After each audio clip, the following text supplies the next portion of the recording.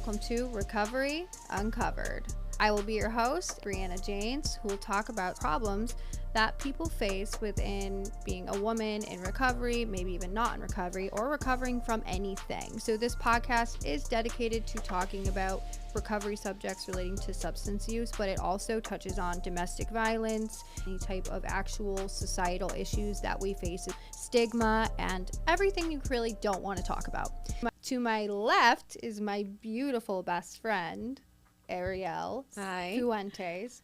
And to the left of her is this girl I just met today, who's absolutely amazing, and her name is Darian, or D, or Dare. Darian D. Dare. What's your you don't have to give her last name. Holland. Holland. Okay, so Darian Holland. Darian Holland. She has a beautiful name. I heard Darren earlier and I got it wrong, so just slice me up now. You'll be forgiven. She has a very interesting take on mental health and her own journey, and she's very honest and open with it.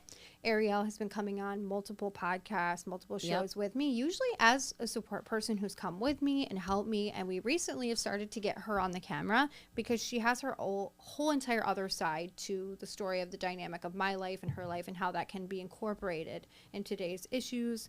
And I just talk a lot and never stop. So we're going to let you guys hear our discussions because it's our first day, so please have some grace with us, but it's late, so we're going to talk about all these different subjects as needed. So today we're going to touch on domestic violence. Is the first episode of this show, and I'm going to probably go back and forth and ask these girls questions. I'm tired. Okay, well done. I think you're doing a great job, by the way. Yeah. So thank you. So now that you're on this show, how do you think that you could reveal some of the things that you feel to the world that you have been holding in? Because I noticed on the other podcast you were yes. Yeah. So as far as domestic violence goes, what do you think is a really big thing or a big misconception that we don't really look into when we look at it as a whole? Oh, wow, that's a good question. Well, there's definitely a lot of misconceptions about domestic violence. I think one of the biggest ones is it takes two to be toxic. Yes. It takes two to be toxic, just like it takes two to dance. Mm-hmm. Two to tango. Yeah. Nice. Yeah, I got that from a song lyric, actually. I can't take credit, but it is true. It takes two people to be abusive, whether somebody takes it farther than another by assaulting. I think a lot of times men get a bad rep for that, but women get away with the emotional abuse. Right. Name calling, stuff like that. So. I absolutely couldn't agree with you more. I think that as women, we believe if we're not hitting, because that's the standard we hold men to, right? We're okay, right. If they don't hit us, then they're not really abusive. We have this really weird version of what maybe we all think abuse is. And I do think it is tailored to us individually and our traumas. But if super stereotypical. Yeah. It goes both ways. It's double-sided. I've seen men who are the church mouse and the woman who's the tiger, you know? Yeah. And I heard once that two people cannot coexist in a relationship that is healthy if they're both not healthy or unhealthy. So once you get into long durations of relationships, there's usually a reason underneath why they're staying together. And I think there is obviously an exception to all rules. But if you're struggling trauma with bonds? yes, if you're struggling, right, you believe you can accept a certain level of, worth with yourself and someone else. So you might date or pick partners that maybe either know they can use you, abuse you, or take advantage of you because you're empathetic, or B, right, you're picking someone who's actually reflecting your inner pain. They're just expressing it. So it's almost coming off maybe you're coming off put together, but that's internally, so interesting. I've never actually thought of it that way. It's projecting. Yes. But it you're seeing, yeah. Yeah, they're living the version of you that's inside of you. So you're able to hold it in. Yeah. And they can't because they express it. I don't know. But. Well, it sounds like you've been through a lot of trauma, most people go through in their lives, that most aren't willing to talk about. No. Most people don't. In an honest. No, because it's embarrassing, nobody really wants to, sit there and put their life on blast. Makes you crazy. Air out their dirty laundry, Yeah. which is abuse. Exactly. Right. Absolutely. Gaslighting. Yeah. So hardcore. Yep.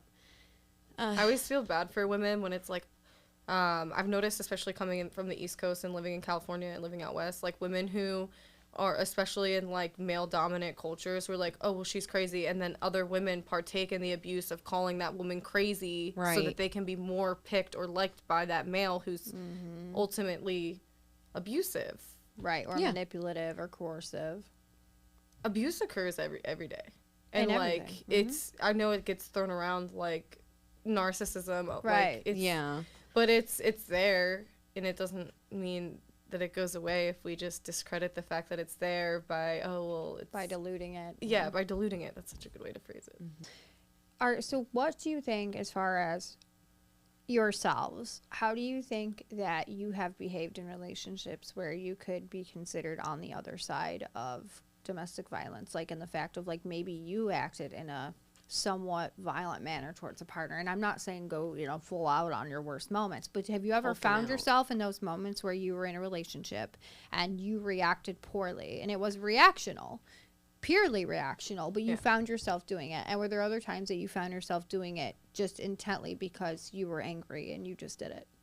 And you knew you could get an emotional rise or control of, or attempt to control that person emotionally. I would say, yeah, like manipulation and abuse emotionally, especially like, and I'll be the first to admit, have you ever just cried to get that person to feel bad for you when you're sorry? Yeah, so they can be sorry. The guilt Can trip. you be sorry? Yeah. Yes. And then they're not mad at you, and all of a sudden, it's all better now. Right, because you I kind feel of like want... that's emotional. Yeah. That is Other emotional. side. Mm-hmm. But everybody, not everybody, but I see a lot of people do that. Men, women. I don't Men want do to it all the time. subject it to just You have some I've crocodile masculine. tears. I've had Yeah. it beef to me The puppy many dog times. pout. The crocodile tears. they're the best. Yes, Guys, crocodile guys tears. are so Oh, good at it. It's awful. When a man Don't even cries. look at me like that. Yes. They do. They literally get those big, beautiful eyes, and they start literally crying at you, like. And that nurture. And you're mad at them. You're like, hey, why You're like, did you do this? no, And I'm they're- yelling at you, or we're fighting because of like a legitimate thing. And they You're say, I gonna- know I'm a terrible person. Oh my god. And he's admitting it.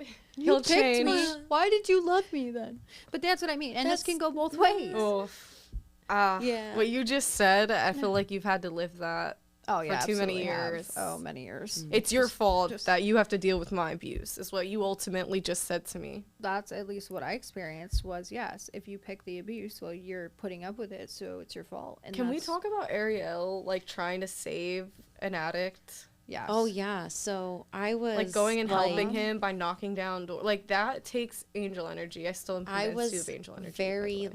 like She does. She iron definitely does. fisted about it because I just You thought you would save him. yeah exactly, and then you just then you oh my gosh, then you try harder and harder, and then you become this controlling, nagging, Partner. biatch, and it's like, I know. Too to toxic. dude, yeah, But you're trying to help. yeah, But Your it become- intent was to help, not harm. yes, But you She's became like- harmful trying to help. yes, Yes. and you just Yes. you get so frustrated and so angry, then you just become a How- jerk, trying to control just- it. right? And then they make it worse and they do more. So you're trying to like stop them from doing more. And before you know it, you're the one who's partaking in some of the emotional, reactive abuse Yeah. yourself. Because Absolutely. you're justifying it by their actions. And Yeah. it's this vicious cycle. It's the Over Ouroboros, and the over. snake eating its own tail. Cause she, yeah, Yeah. because she is going out there and trying to find this man, and this man like don't want to be found. You know what I mean? Yeah, He's like, I said go to me through earlier this about having a list. Yeah, We I all would just just said. go and be calling, just like everyone they knew, and oh, then they're friends. yeah, I know. family members be like trying. Could you to find imagine him. being that man? He, It I- probably pushed him to do, in his Yeah. mind, more. That's drugs. why- yeah, because he's like, Yeah. look, she's calling everyone to see where I'm at. But then if you stop and then caring, he's like, I've only just Uh-huh. been, and that's then like, also really, an excuse to he's be been- more addictive or Right. to abuse yourself. you're the damned addict if you mind. do, and you're damned if you don't. I think they yeah. like the attention. I mean, and that's what because watching her, she had no experience with addiction. No. So she literally didn't know, like, what was a lie, what wasn't a lie. She would just chase him around in hopes to God she would catch him, and she would talk to Right. his Who friends. Who doesn't and like she a would- little of attention Right, and from he the loved person it. they love? And he loved it, Right. right? So his view of love was that attachment style of running, and hers was chasing. And I had this with my ex. We went through this too, and it was like the, you know, tracking the locations. And I was trying to get her to do it. I was like, here, I can show you how to track his locations. I can show you. I've partaken in the tracking of locations. I've been on the other end of that. You know, putting the magnets under the cars, like the crazy stuff. You know, yes. but Cameras.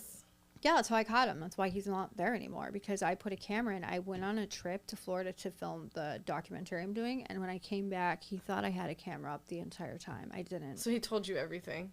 No, he still didn't tell me everything. I put the camera up in my room, and I caught him. Okay, you need to go now, because I knew it was in it as soon as I saw it go under the bed. And I'm looking under the bed, I can't find it. So I find it, and I'm like, and like I had been putting it off. I knew something was wrong, and he had been back in recovery for the 27th time. But I go downstairs, and because I would kick him out every time he used a gun.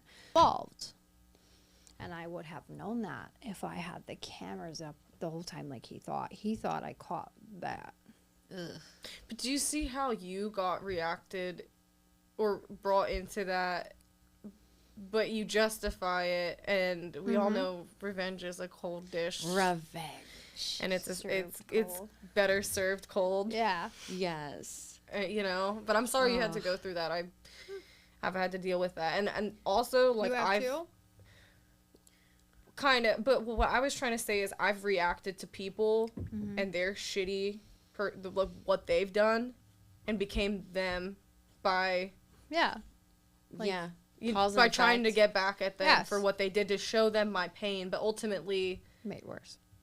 Well, now you're just as much a POS, and you're not like able to prove, because the simple saying your mom. I really want to go back to the part where you told me earlier that you didn't think you would be a good boy mom, but you realized that what you give into love. Told her that too. I want you to repeat that. You talked about it a bunch of times about being a boy I said mom. it a lot in the last week.